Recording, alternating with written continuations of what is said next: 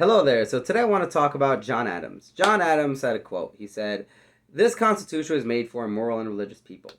Now, the reason I thought about this recently is because of Amy Coney Barrett. Amy Coney Barrett became the new justice, the latest justice. She took over the seat of Ruth Bader Ginsburg, and she had the Democrats on her case about Obergefell, about Roe versus Wade, and about the ACA, the Affordable Care Act.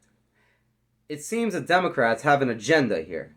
They care about keeping these things in play to be able to dictate how they want our society to be.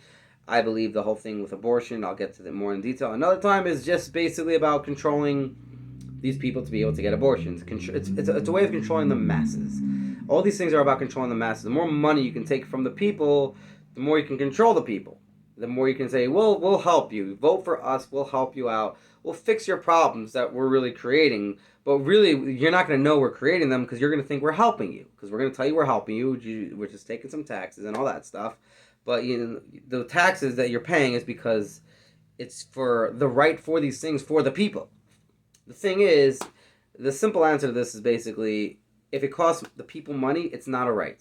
I'm sorry, that might sound harsh. That might sound like something that's crazy to you. You might think like, well, we have all these things in play. We have Medicare for as long as who knows how many years, Medicaid, all these programs out there for so long.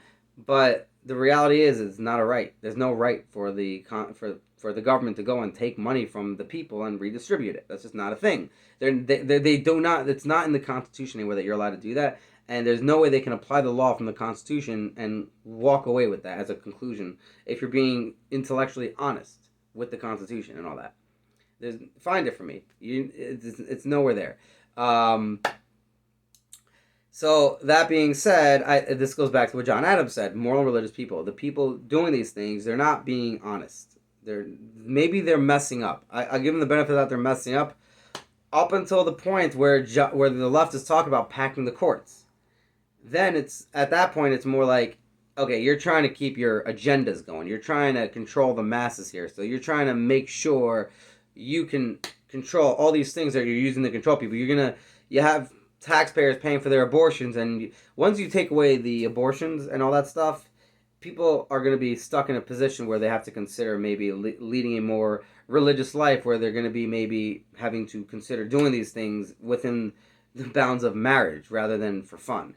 People literally are. We live in a time where it's like, and it's been going on for a long time now, that people are just hooking up for fun, and it's just no big deal. And most of these people, like the amount of cases for rape and they had to mix two of them, rape and incest, for getting 1% of cases that are abortions. 1% of abortions are those.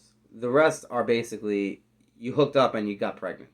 That's basically what it comes down to, based off the numbers, that is.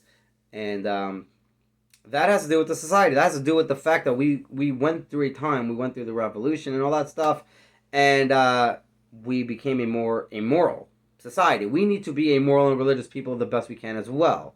This way we could vote for people that will make things happen, that we can lead the way to getting a more moral and religious people, to having a more moral and religious society. But if we're voting for people who are not going to do that, we're going to get what we had, and when we get we get what we deserve because we asked for it. That's basically what it comes down to. I didn't ask for it, but the majority of people, whoever did all the voting and all that stuff for voting these people into office, they asked for it, and we're all suffering from it now, as far as I'm concerned. But this all really, you got to make all the connections, and I think it's important. Moral and religious people. Supreme justices need to be moral and religious people.